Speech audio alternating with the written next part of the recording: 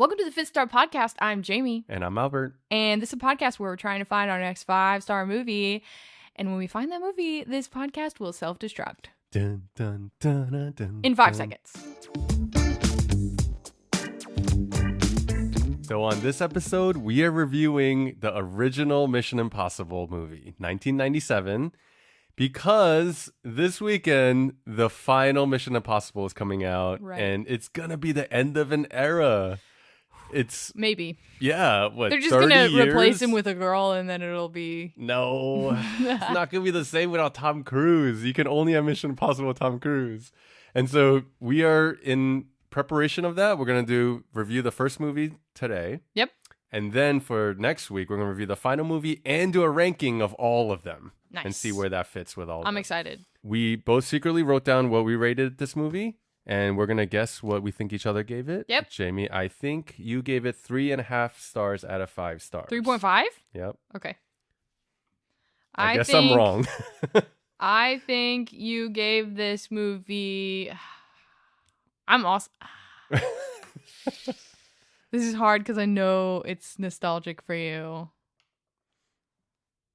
I'm also going to say 3.5 3.5. for you. Oh, this is really hard. I kind of think I'm wrong. So I hadn't seen this yeah. movie Since it came out? I think it might have been since it came out. Wow.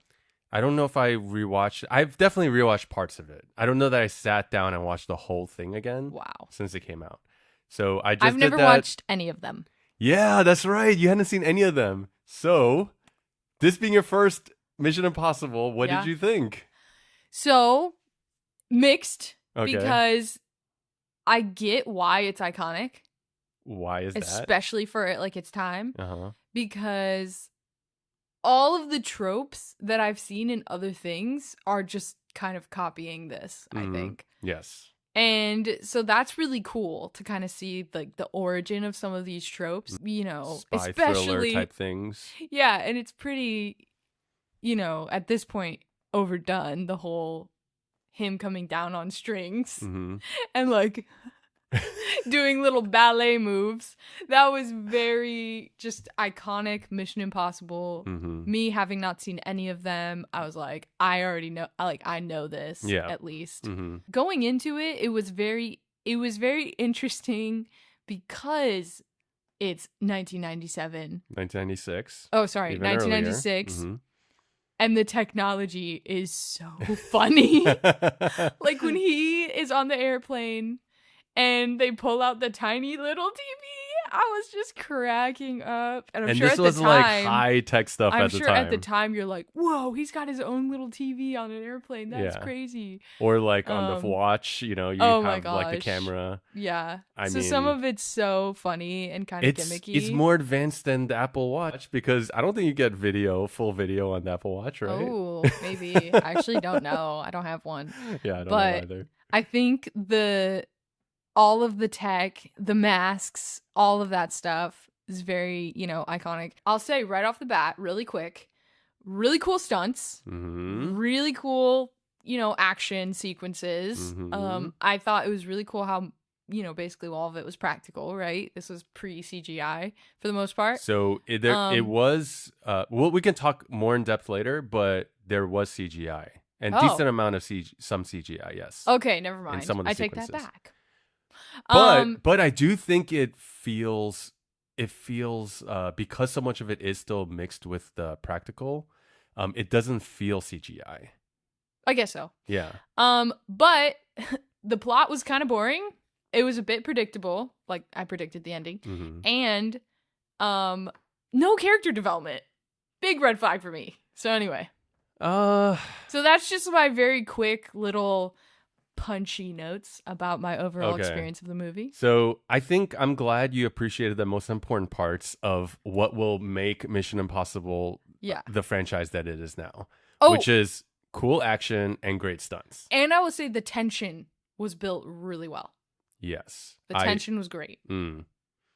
Yes, I agree. So I watched this, I think when it came out in 96, I was like a freshman in high school, somewhere around there. So it slapped, back then. And I think it still holds up.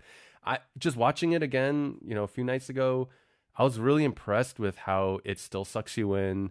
You still feel the suspense. I just don't think Mission Impossible it's not a character kind of story.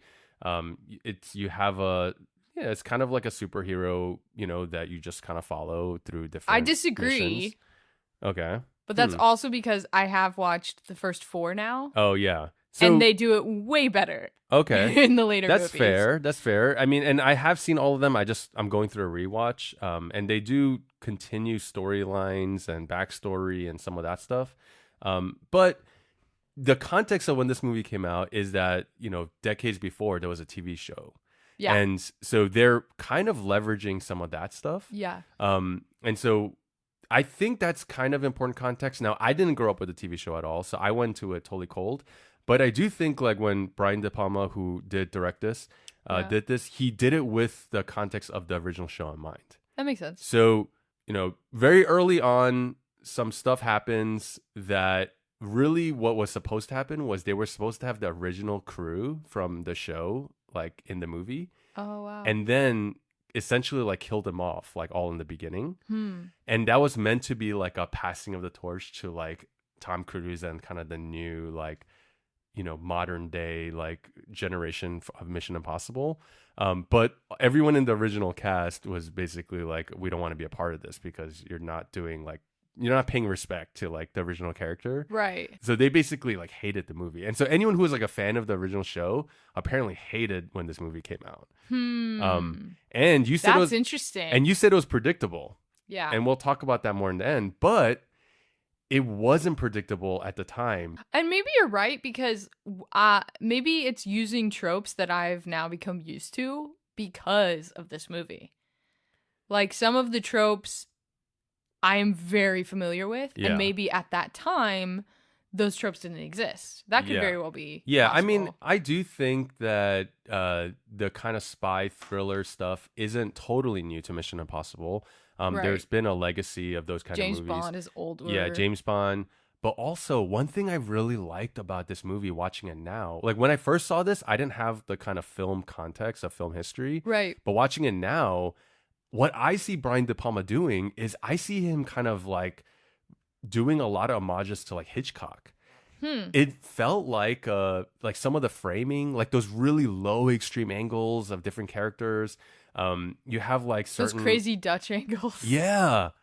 I totally see this as like him kind of telling this Mission Impossible in a modern era with like Hitchcockian kind of influences. Huh.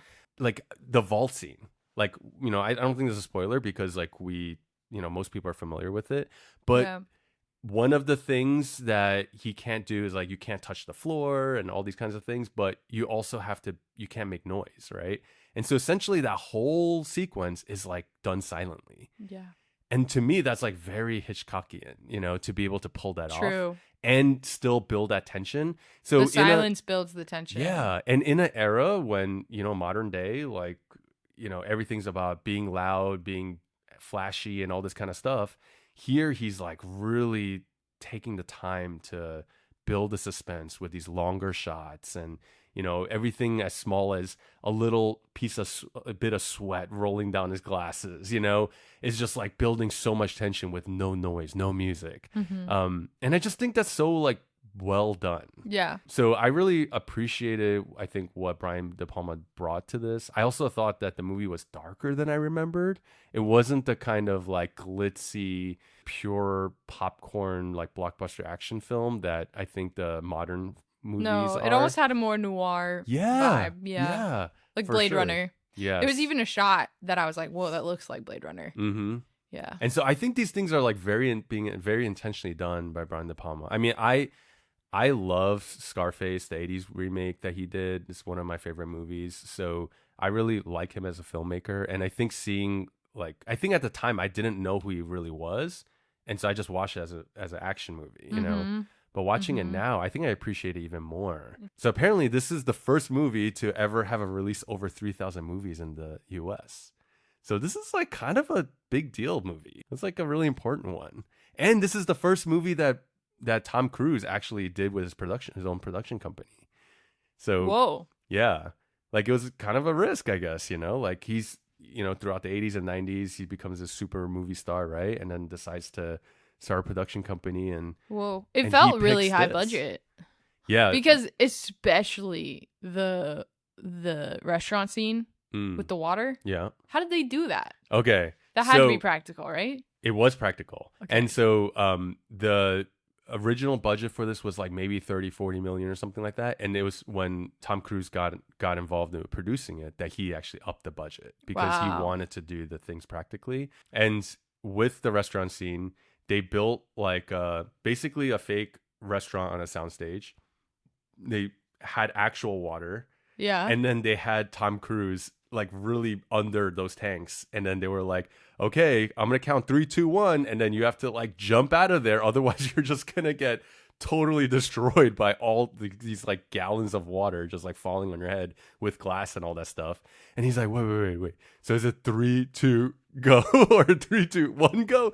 And then they were like, he said it just took everything in him to like not jump early. So the fact that he had to like wait until they blew the thing. Oh my word. Yeah, but That's like a split second crazy. later, and he would have just gotten really badly injured. Wow. And so that shot where they're shooting the water falling as he's jumping out, that's no CG in that. Because I was like, that looks very real, but I don't know how they did it. Yeah. And then the reverse shot when he's running away and then the Uh-huh. water's flooding, that was actually shot not on the soundstage, but in Prague. With like water, and then they like I think CG'd in like the animals or the fish and stuff. Okay. Okay. But yeah, so they cut those two together like that. But they basically only have one shot at this. Wow. And he put himself like on the line, right? He always does. Yeah. So even while we're talking about the stunts, that was the one big one. The second one was the vault one. Yeah. So there's no CG in the whole sequence. Yeah, that doesn't surprise me. It Yeah. didn't look like it. No, it didn't look like it, but that's just impressive that like one of the most iconic stunts is just done with no sound, no music, and no CG, right? I thought that was just like really well set up. I think Brian De Palma actually pulled it from like a 60s movie. Really? Yeah, the hanging down from in the vault, like Brian De Palma basically that was an homage to like a 60s movie, like a heist movie. Where they come down on like strings. But Cruise is like doing his own flips and wire work and all that kind of stuff. And it was really hard. And he was being held up by just grips, like pulling him on harnesses and stuff. But they had to like drop him Right. and then like catch him right before he falls. So it had to be like perfect. Right. And I think he did actually like hit his head a few times. Oh my word. Yeah. I didn't think about that Yeah. being an issue. And then they were having issues where basically De Palma was about to give up on it. They like had done like 6 takes of it. It wasn't working. He had to like, it was either too high or he kept falling and like hitting his head. And so Cruise was actually the one who kept like fighting for like one last take. So he did like one last take after like 6 failed attempts of hitting his head. He thought of putting coins in his shoe to help counterbalance him. Whoa. And that's how they're actually able to like have him drop and actually hold and keep that balance and not hit his head. So that final take was the one that actually they were able to do it because De Palma was going to give Wow. up on it and then just cut around it. Wow. Yeah. Yeah. And then the final stunt, I mean, I had forgotten about how great that stunt was, but watching it, it was jaw dropping for me. It was so Yeah. good. But for that, they wanted to like film like on the whole real train and all this kind of stuff, but they weren't able to like get approval because he wanted to film on like this famous French train, the TGV. But yeah, basically they weren't getting permission. So De Palma was like visiting railroads like around 2 continents trying to get permission. And then they finally got permission somewhere where Cruise took the train owners out to dinner. And then the next day they were able to get filming. Wow. Yeah, access. Cruise just schmoozed into everybody. Dude, yeah. and the amazing thing is that like Top Gun Maverick, that's the same thing. Like being able to see like into like what NASA's doing and all this kind of stuff with like their prototype air, ship and all that stuff. That's something that only Cruise can pull off. Yeah. And so I don't know. I just love the guy because like without him, we would not get some of these sequences or movies that like exist today. But for the actual sequence, like he wanted the wind to be like powerful enough to actually sell the reality of it. And so he actually had them get like the right machine that he had seen used for like a skydiving simulator. And there was only one available in Europe, so they like secured it, and that actually produced winds of 140 miles per hour, so that it could actually like distort his face like while they're shooting those shots, which is 140 miles per hour is actually the equivalent of an EF3 tornado. So like, Wow. yeah, the fact that he goes to that level of commitment, like that's I think why I love this movie. It really in one movie encapsulates the DNA of this whole franchise. You have the tropes, the mask ripping thing, which this movie is the only one where they did it fully practically. That, and then like all the level of commitment with the stunts, like that will become really the calling card for all of these movies, right? 100%. And he does it right from the beginning. And I already kind of mentioned this like off the podcast, but like the stunts in this movie were so much cooler than any of the stunts in Fall Guy. Oh my God, that's what I'm saying, right? Yeah. And the fact that it was like filmed in the 90s, it's just the stunts were way more impressive. And I can understand better now your frustration with the stunts in that movie. Yeah, with Fall Guy. Especially with it being an homage to stuntmen. Yeah. Like I get it now. I think I understand exactly where you're Like, coming from. Yeah. Like if you could do that 25, 30 years ago, Yeah. like come on, you got to raise your game a little bit Yeah. more. Like Yeah. the legacy that you are building off of, and Mission Impossible is kind of like the crowning jewel in a way, right? Yeah, I think so. But that movie, but that sequence just had me like so tense the whole time. Like you think that something's gonna happen, and then it's like, no, it just like keeps going, and it keeps going, and it keeps going, and I kept thinking of Paddington 2. wow, how are you thinking? How did it make you think of Paddington 2? Because of the trains. Oh, the train and the airplane of following. Oh man! I was like, oh, Paddington 2 is just homage to Mission Impossible. Well, Tom Cruise is not a CG character. He's a real flesh and bone human being who's putting his life on the line. I'm kidding. Yeah. But man, I think that this movie is brilliant. I got your score wrong, I think. Yeah. I knew it. I was like, oh, it's so nostalgic, but at the same time, is it really worthy of like a super high score? I don't know. All right. Well, let's reveal. Yeah. So you thought I would give it a 3.5, and I gave it a 4.5. I never was even close. To be fair, I was at like a 4.0 most of the movie. I thought maybe 4.0. Yeah. I was at like a 4.0. I wasn't like, even close. Pretty much the whole movie. And then the final stunt thing with the train and the helicopter. I was like, no. I was so off. This movie is amazing. Like 4.5. So Oh, you gave it a 3.0? Oh, okay. You got it right. Okay. But it's a very low 3.5. No, come I'm afraid. on, Jamie. Yeah. What pushed it over the edge is literally just that it is iconic. And it's like, for its time, a trope setter that I think deserves respect. Okay. So that pushed it over the edge of a 3. My mission, which I will choose to accept, Your is Mission to Impossible. get you to raise your score. So we will get into full spoilers now. I don't think it's going to happen. Hopefully you guys have already seen it. But, okay. Let me just start off. Well, do you want to hear why? Okay, fine. I don't even care your reason. Let me convince you why you're wrong. Well, do you want to know why? Basically, I mean, I kind of mentioned this in the beginning, but it just felt, all the characters felt really flat to me, and it felt like they weren't going anywhere. And because of that, the plot, I didn't want to invest in the plot at all, because I didn't care about any of them. I didn't care about any of them surviving or dying, basically. And then on top of that, because I was able to predict the ending, it felt kind of anticlimactic.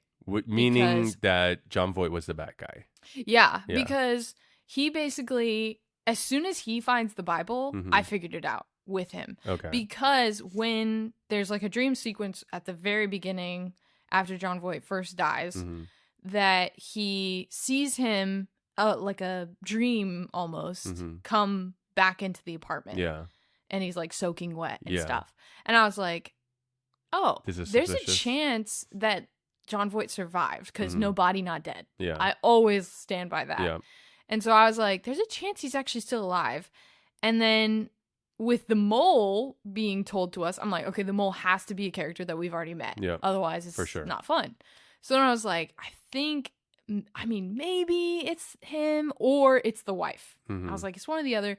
As soon as he finds the Bible, I'm like, it's Jon Voight. And Yeah. and like that's when he figures it out Yeah. too. So Yeah. I'm like, okay, they don't tell the audience explicitly until later, Mhm. but it kind of made it feel anticlimactic. And then the whole ending scene, at that point I knew that the wife was going to double cross him. I didn't know that he was going to be wearing a mask. Yeah. That got me too. I forgot about that. Yeah. Like, I didn't know that was going to be Tom Cruise. But then also, I was kind of annoyed by that because I was like, dude, why don't you have a gun? Why don't you have a gun? So Like, this is That doesn't make any sense, dude. what another reason why this movie in particular is special is because it is the only film in the franchise where Ethan Hunt doesn't fire a gun. Okay. So- but he should have had a gun. So, like all the suspense and the spycraft is being done in the kind of deception and all that kind of stuff. Yeah. Not in the shoot 'em up kind of pow, pow, pow. I mean, that's more James Bond, but it is also where the franchise kind of goes. It becomes a more just straight action kind of movie. Yeah. And what makes this one so good and special is that it really is committed to the thriller aspect of it. Yeah. I mean, that is interesting. I don't think I realized he never shot a gun. Yeah. Because And I it's the would only have one in the told you, franchise. if Yeah. somebody asked me, does he shoot a gun? I would have said yes. There's also not a single shootout or a gunfight altogether. That's true because what's his name shoots himself. Mm-hmm. And then Now- the other people get stabbed and blown up. Now with the Jim, the character, He does have a gun at the end. The bad guy has a gun. Yeah, I don't think he shoots it, right? Does he? I think he shoots it like no, he does because he kills his wife. Oh by yeah, accident. I did think that was stupid. I was like, why did he kill his wife? Well, no, he was planning on shooting her, but then he kind of accidentally shoots her, right? No, Isn't that he what happened? turns over and then shoots her Oh, okay, because I he has thought it pointed at Ethan Hunt. because Yeah. Ethan grabs the gun. I think in that moment. No, but he, I was like, like, takes why them doesn't off. he have a gun? He's like literally. He's like, I'm gonna trap them. 'Cause But then he it's- doesn't have a weapon. Because it's about outsmarting, then he like doesn't it's have a weapon, it's so not it's with not very force. smart. It's with yeah. What was his plan then? Hey, I'm just gonna sit here in the back of the train, and then I'm gonna rip off the mask and be like, Well, the thing is that and then what? well, the thing is Tom Cruise knew, Ethan Hunt knew that Jim was the bad guy Right. at that point. Yeah. What he didn't know was he didn't know where the wife stood and if the feelings that they had were real or anything like Right. that. So he's And trying to so- trap her. Yeah, so that's what he wanted. But And then he didn't have a way to defend himself. but he's Ethan Hunt. Oh my word. Then that whole sequence Okay, didn't need now- to happen. Now the thing is, I will say, when he first shows you see Jim get like killed on the bridge and fall over. Yeah.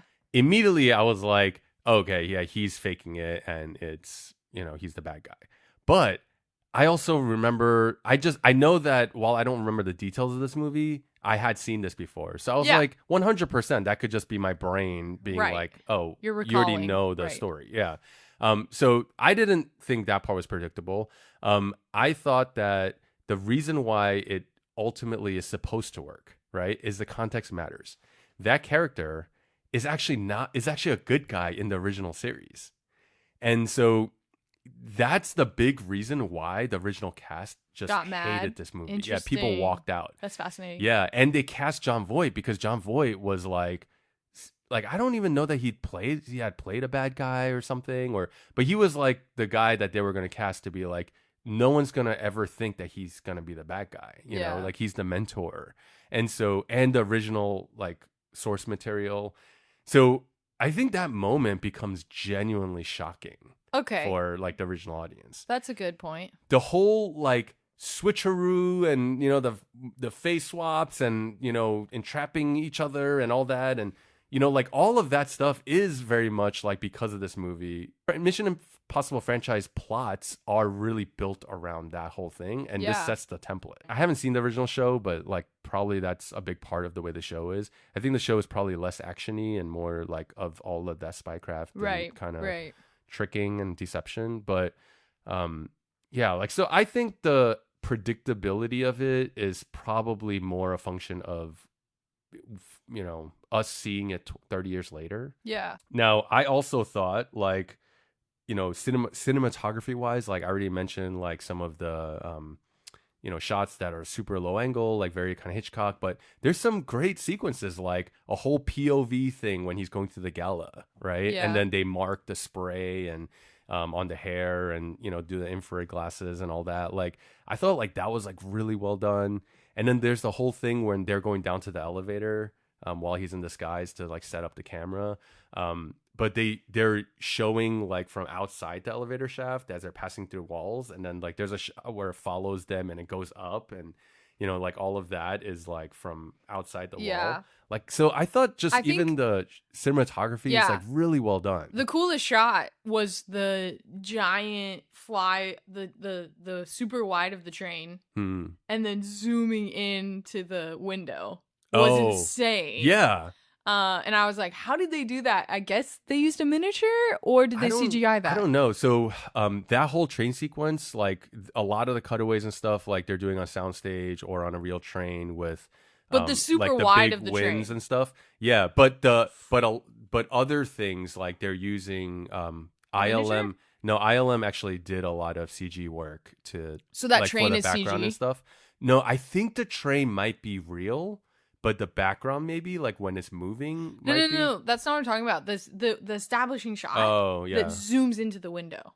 I don't know. Maybe the like there's no cut. Maybe there's a CG stitch in it. I don't know. Because it has to be either a miniature of a train or and then the window. What CGI. you see inside the window is CG'd. Maybe because they didn't have a drone. They didn't have drone shots back then. It felt like a really fast drone shot, but they couldn't. There's no way. There's no way. Yeah, I don't know. I thought it was a helicopter shot, but then when it did the zooming in, I was like, it's impossible. Yeah, literally. I don't know. It's really. We gotta look it up. Yeah, it is really well shot. Yeah, it is really well shot, and also like the movie is surprisingly dark. Like in the beginning, like all of a sudden his teammates are getting killed and stuff, and like I don't think you see that coming, right? Did you see that coming? No, Emilio Estevez getting spiked. Yeah, as soon as he gets spiked, I was like, that's really dark. Yeah, very dark. And the girl, like who's set up as like kind of a potential love interest, like she gets stabbed and like doesn't come back. All the love interest stuff was really weird.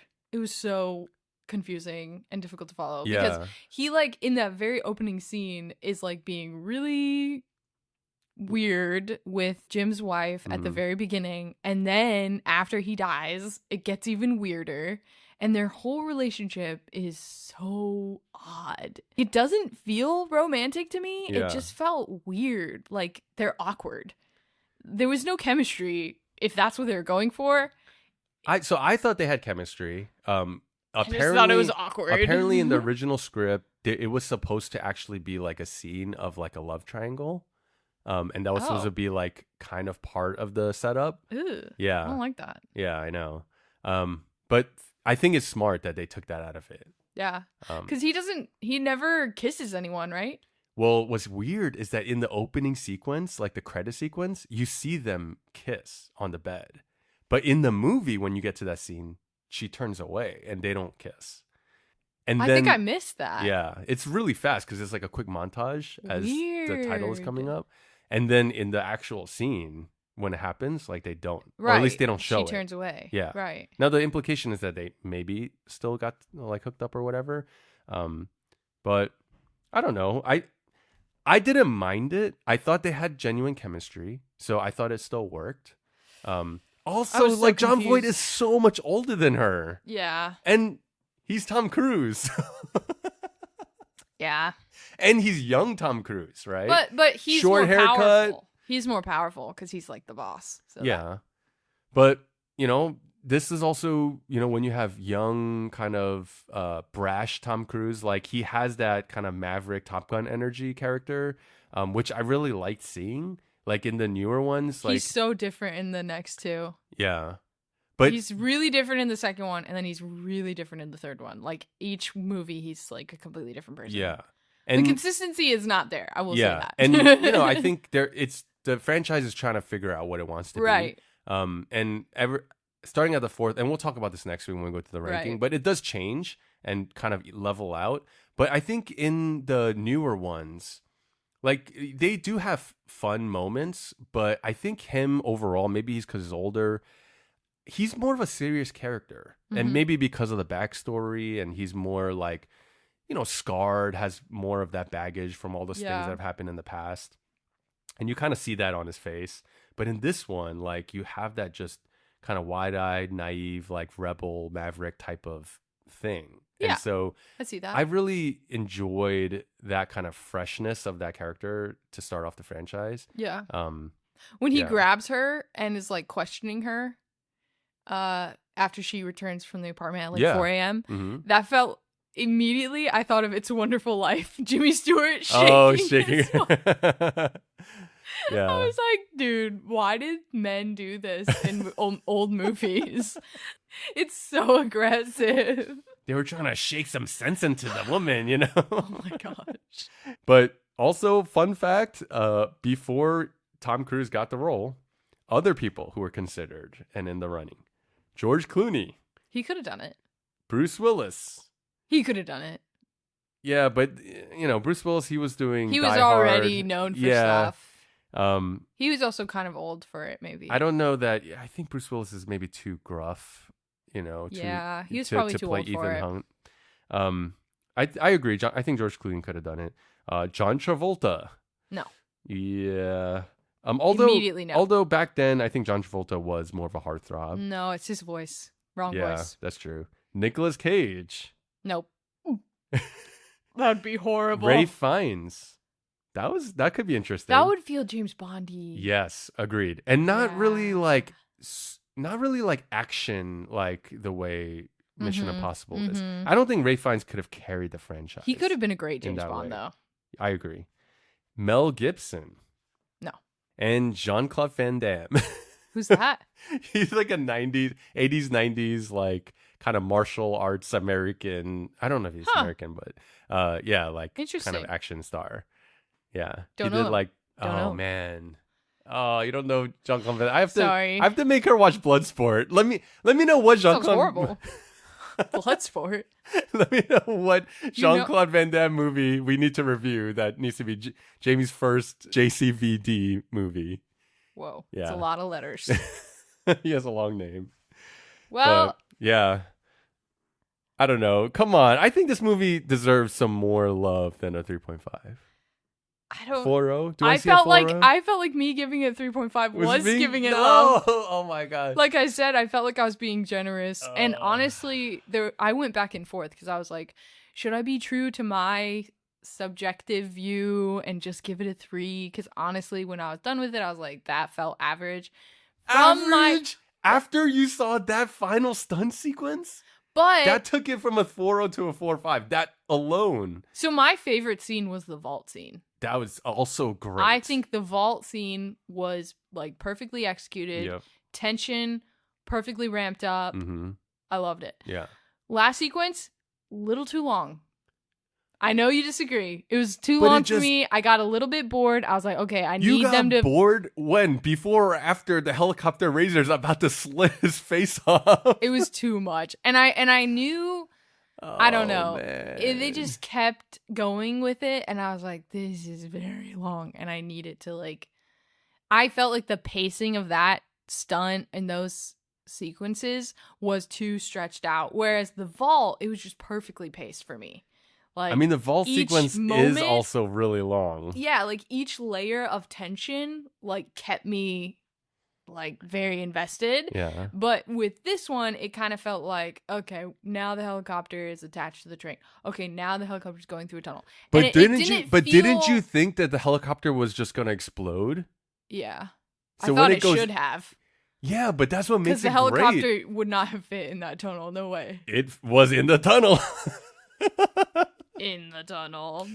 And then you see Anyway. like him about to like the oncoming train and he barely misses that. And Yeah, there's no way the helicopter would have. so that sequence took 6 weeks to film. Oh my gosh. It was too long. The It's too commitment, the long. dedication. Yeah. Tornado Force wins. He's putting his body on the line. I thought you'd be Come happy that on. I gave it an extra 0.5 though, because the legacy is so big and important. It is important. Okay. And the stunt I work mean- and the action was very good, so that's the extra 0.5. It's fair. You need to stay true to your own viewing experience. I respect that. It makes me really worried about the whole rest of the franchise. That if this is like the highest you're gonna go, oh my gosh, I am really, really worried about next week's episode. Woohoo! This is gonna be fun. Well, let us know who's right. Obviously, me.